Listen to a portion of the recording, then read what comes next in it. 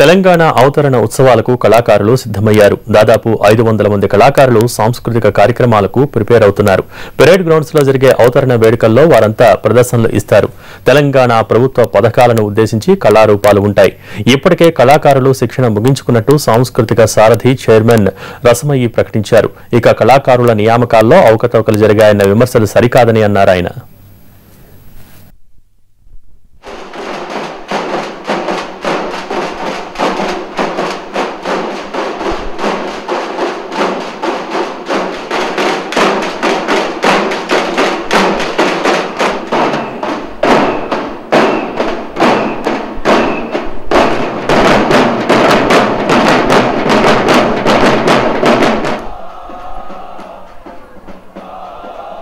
మా అందరికి కూడా మా కళాకారులు ఇప్పటికే 550 మంది కళాకారులకు సాంస్కృతిక సారథిలో ఉద్యోగాలు ఇవ్వడం జరిగింది.